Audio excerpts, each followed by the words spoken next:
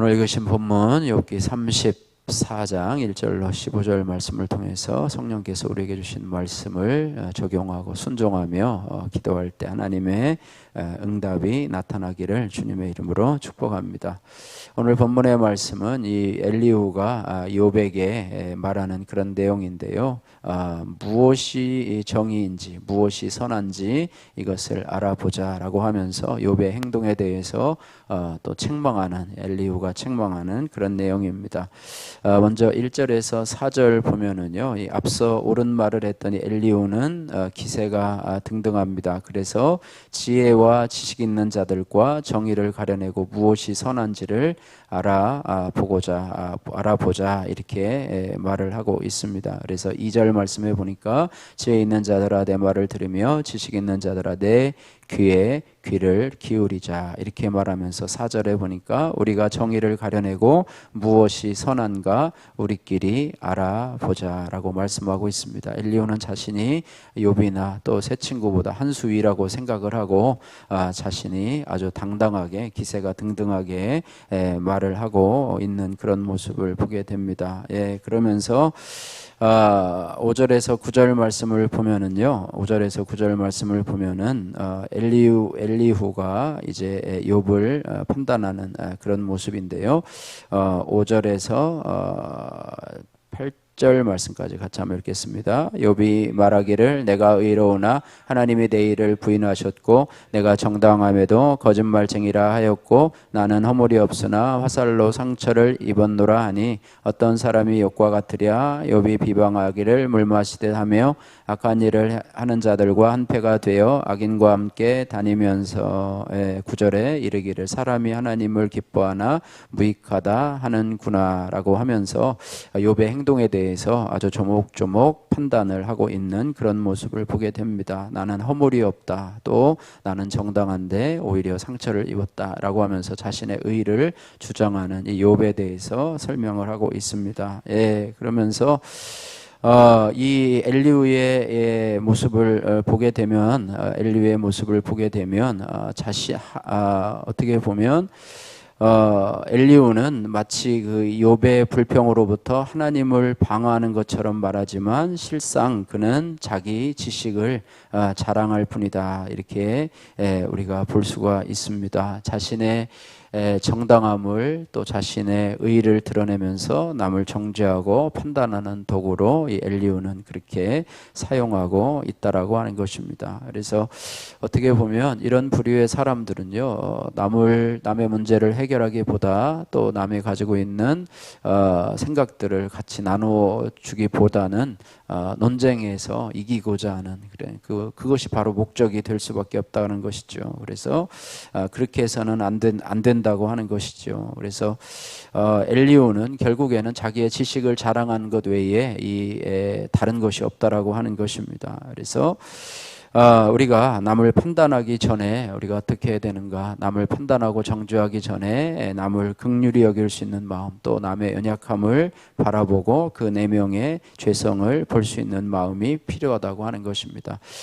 내 의가 강한 사람은 다른 사람의 잘못에 대해서 지적하고 또 정죄하는 경향이 강합니다. 반면에 자신의 죄에 대해서는 돌아보지 않는 경향이 강합니다. 그래서 자신도 똑같은 그런 죄를 지으면서 다른 사람은 그렇게 해서는 안 되는 것처럼 말을 하기 때문에 상대방도 그 말을 들으면서도 당신은 이라고 하면서 속으로 그 말을 받아들이지 않는 것이라고 하는 것이죠. 그래서 우리 성도들이 사람들과의 관계에서 어떤 의견 충돌이 있거나 또 다른 사람의 허물이나 단점이 보일 때 어떻게 해야 되느냐, 어쨌든 그 부분을 바라보면서 가장 중요한 것은 내 죄를 먼저 바라본다는 것입니다. 나도 저럴 수 있겠구나라고 바라보는 것이죠. 그래서 교통사고가 났을 때 사람들은 교통사고가 난 현장들을 차를 타고 지나가면서 이렇게 쳐다보잖아요. 참 어떻게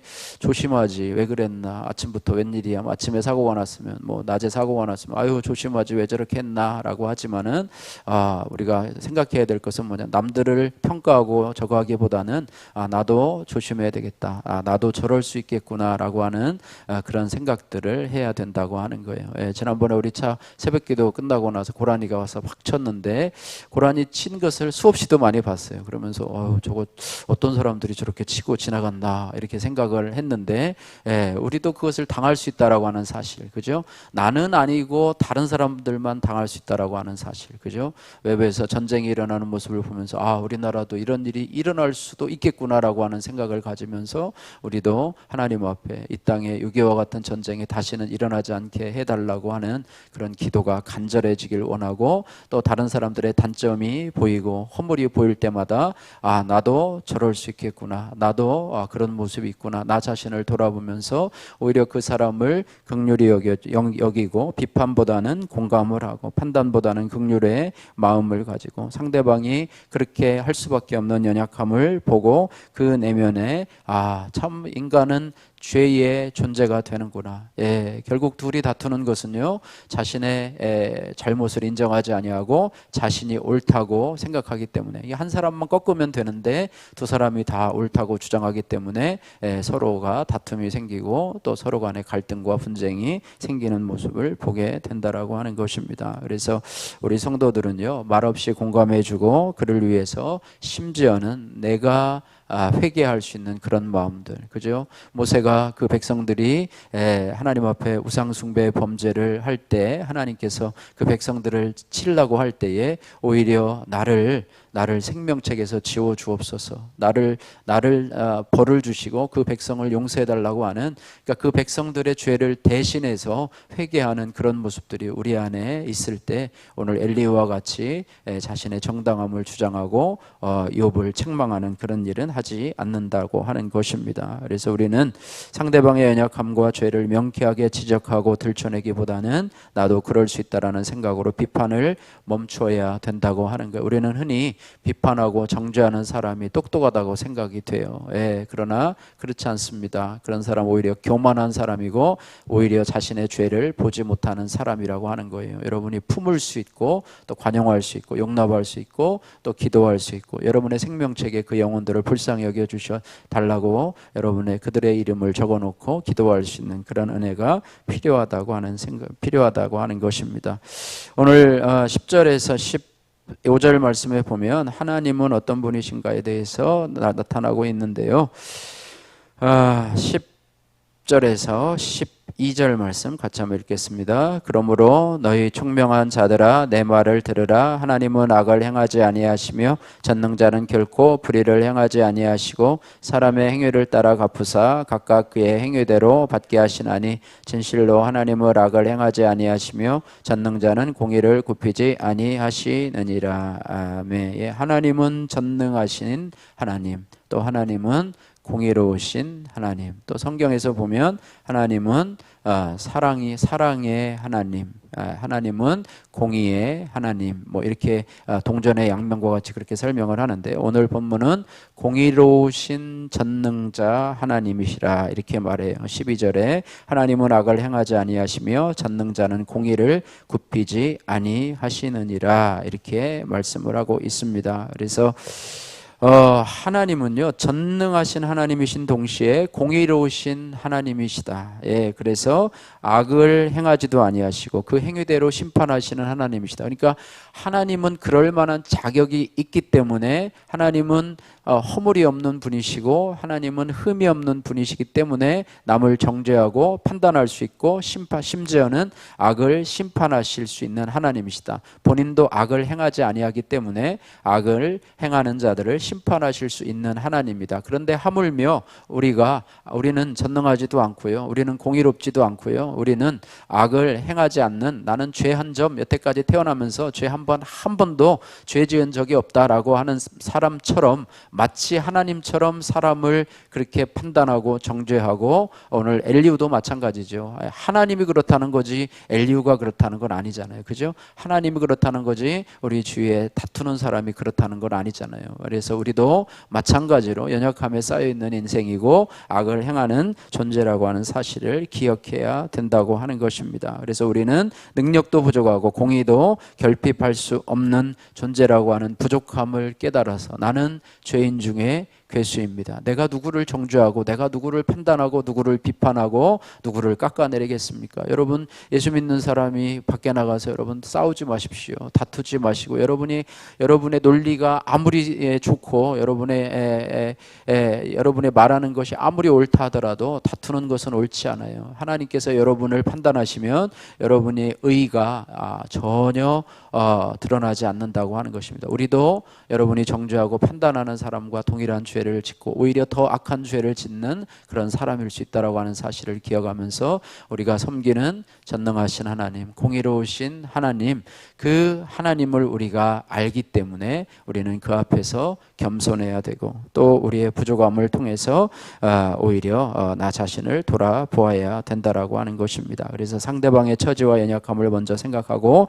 무너질 수밖에 없는 인간의 처지를 인정하고, 다른 사람들이 싸우는 것을 보면 저럴 수밖에 없는 사람이구나, 또 저럴 수밖에 없는 형편과 사정에 있구나, 저럴 수밖에 없는 전능하신 하나님을 모르고 공의로우신 하나님을 모르기 때문에 저럴 수밖에 없는, 저것이 바로 인간의 죄성이구나 생각하면서 나 자신을 돌아보고 저들을 위해서 기도해 줄 수 있는 그런 은혜가 있기를 주님의 이름으로 축복합니다.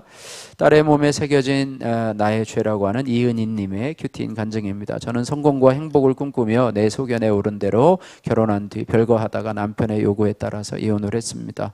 이 과정에서 피해의식과 자기 연민으로 내 잘못은 합리화하고 타인과 환경은 옳고 그름의 잣대로 판단하며 정죄했습니다. 이후 지금의 남편과 재혼하면서 전 남편과 낳은 3살 된 딸과 함께 가정을 이루었고 연이어 2 아들을 낳았습니다. 저는 재혼을 계기로 시댁을 통해 하나님을 만나게 되었지만 말씀에 가치관이 없다 보니 그저 복 주시는 하나님만 찾으며 열심히 신앙생활을 했습니다. 그러던 어느 날 초등학교에 입학한 딸이 사칙 연산을 어려워하여 병원에 데려가 심리 검사를 받게 했습니다. 딸은 엄마와의 불안정한 애착관계로 학습 장애와 충동 조절에 어려움이 생겼다는 진단을 받았습니다. 이렇게 하나님이 허락하신 사건으로 저는 내 행복만 우선시하며 첫 가정을 깨고 지금의 남편을 불륜으로 만나 재혼한 저의 죄를 공동체에 눈물로 고백했습니다. 그제야 저는 낮아진 마음으로 전 남편에게 이혼으로 아이를 불안하게 했음을 사과하고 아이의 치료 과정을 도와달라고 부탁했습니다. 또한 주일학교 선생님과 사역자의 신방을 받으며 스스로 옳다고 여기는 문제의 부모인 저의 모습도 회개할 수 있었습니다. 어느새 성인이 된 딸은 주일 예배를 드리며 교회 소그룹 모임에도 잘 참여하고 있습니다. 그러나 외모를 우상으로 섬기며 술과 이성, 해외여행으로 외로움을 달래려 합니다. 그런 딸의 몸에는 여러 문신이 있는데 이를 볼 때마다 저의 숨겨온 악과 음란의 죄가 다 드러난 것 같아 아픕니다. 하지만 말씀과 공동체의 도움으로 제가 회복되었듯이 딸의 공허한 마음도 하나님이 채워주실 줄로 믿습니다. 삶으로 본을 보이는 게 자녀에게 가장 큰 가르침이 됨을 기억하며 천국 가는 그날까지 가족과 이웃을 섬기기를 소망합니다. 딸을 있는 모습 그대로 인정하고 사랑하며 믿음과 진로, 믿음 신결혼을 위해서 기도하겠습니다. 적용하기 일주일에 2번 이상 딸과 함께 운동을 하겠습니다.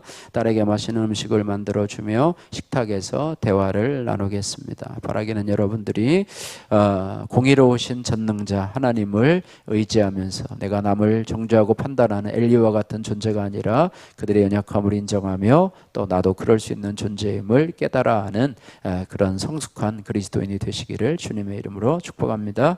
기도하겠습니다. 사랑의 하나님 아버지, 감사합니다. 오늘 엘리후가 욥을 정죄하는 모습을 바라보면서 때로는 하나님의 말씀을 먼저 생각하지 아니하고 내 생각과 주장이 앞서는 저희를 불쌍히 여겨 주옵소서.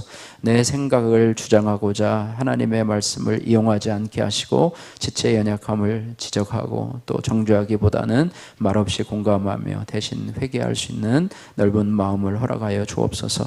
늘 넘어질 수밖에 없는 저의 연약함을 공동체에 내어놓으며 인내하며 믿음의 길을 걸어갈 수 있도록, 십자가의 길을 걸어갈 수 있도록 은혜 베풀어 주옵소서. 예수님 거룩하신 이름으로 기도드립니다. 아멘.